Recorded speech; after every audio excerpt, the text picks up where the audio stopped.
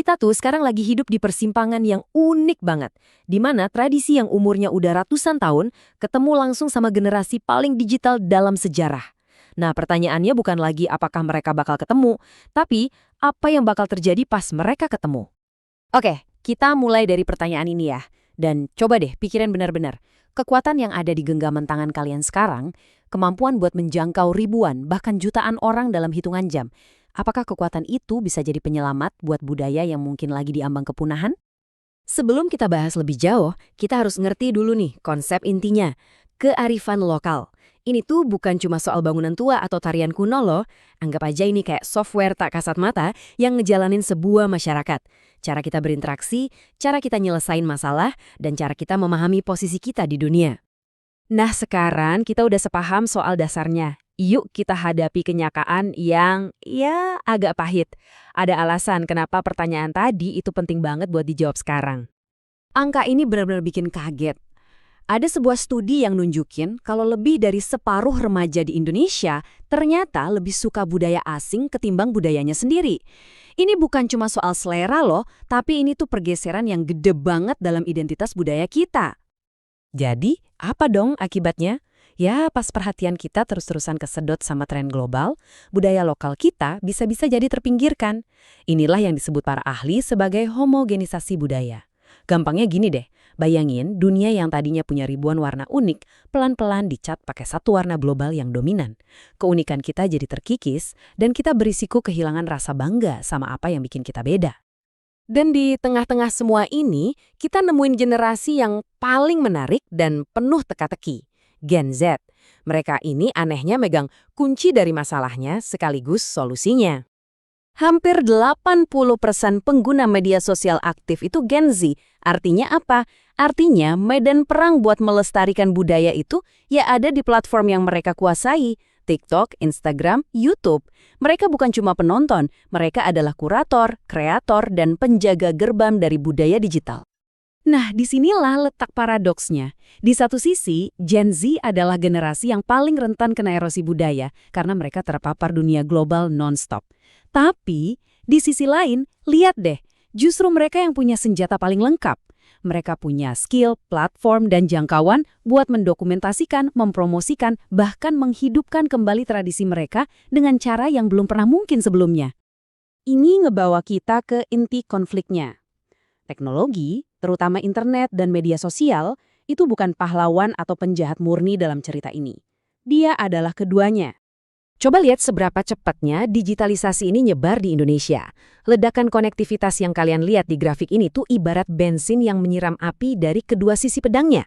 Baik itu ancaman maupun peluang buat kearifan lokal.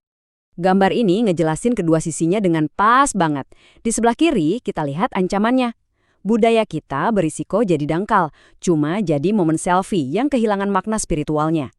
Contohnya, upacara ngaben di Bali bisa aja berubah dari ritual sakral jadi sekedar tontonan turis. Tapi di kanan kita lihat peluangnya. Tiap ponsel itu alat dokumentasi, bisa buat mengarsipkan bahasa yang hampir punah atau ritual yang terlupakan. Setiap akun media sosial adalah panggung global buat promosi, dan setiap video kreatif adalah cara buat bikin tradisi jadi relevan lagi. Oke, kita udah lihat masalahnya, udah lihat juga senjatanya. Sekarang, yuk kita lihat gimana cara kerjanya di lapangan, gimana caranya kearifan kuno bisa nggak cuma bertahan, tapi juga berkembang di era digital. Kuncinya itu sinergi, bukan soal milih antara masa lalu sama masa depan, tapi justru menggabungkan keduanya. Ini bukan tentang ngebangun tembok buat melindungi budaya, tapi tentang ngebangun jembatan buat membagikannya ke seluruh dunia. Coba deh, dengerin kata-kata ini. Ini bukan dari buku self-help modern loh. Ini terjemahan dari Tembang Macapat Sinom, sebuah puisi Jawa kuno. Tapi pesannya tentang ngalahin rasa malas dan semangat belajar, relevan banget kan sama kehidupan kita sekarang? Nah, ini yang dilakuin para peneliti. Keren banget. Mereka ngambil puisi kuno ini dan dipakai sebagai alat terapi modern. Pesertanya, yang anak-anak Gen Z, nggak cuma baca, tapi mereka nyanyiin tembang itu, diskusi bareng gimana pelajaran tentang kegigihan di dalamnya bisa diterapin buat ngadepin tekanan akademis atau kecemasan sosial. Dan hasilnya, kearifan lokal yang umurnya ratusan tahun ini terbukti efektif bantu generasi digital jadi lebih tangguh secara mental. Ini contoh sempurna sinergi dalam aksi nyata. Dan solusinya nggak berhenti di situ aja. Sekarang lagi ada gerakan buat memasukkan kearifan lokal langsung ke sistem pendidikan kita. Bayangin deh, belajar matematika lewat pola batik, atau belajar ilmu lingkungan lewat praktek pertanian tradisional. Ini bukan cuma bikin pelajaran jadi lebih relevan, tapi juga menanamkan rasa identitas dan kebanggaan budaya sejak usia dini. Jadi, ini semua ngebawa kita balik lagi ke awal, kembali ke kalian. Setelah ngeliat tantangannya, paradoksnya, dan solusinya, terus apa dong peran kamu di sini? Yuk, kita ubah cara pikir kita soal pelestarian. Ini bukan lagi tugas pasif yang berdebu kayak nyimpen barang kuno di museum. Ini adalah sebuah aksi kreatif yang aktif. Ini tentang ngambil benang-benang tradisi dan menenunnya jadi kain masa depan kita. Ini semua adalah toolkit kalian. Kalian gak harus jadi antropolog atau sejarawan. Cukup jadi diri sendiri, seorang kreator. Bikin TikTok tentang resep nenek kalian. Mulai hashtag yang nampilin kain tradisional dari daerah kalian. Wawancara tetua di komunitas buat dijadiin podcast. Setiap unggahan, setiap video, setiap kolaborasi, itu adalah sebuah tindakan penciptaan budaya. Jadi, kita tutup dengan pertanyaan yang paling penting.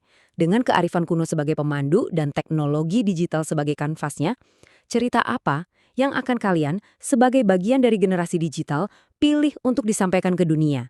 Masa depan budaya kita itu nggak tertulis di batu, ia diunggah setiap hari.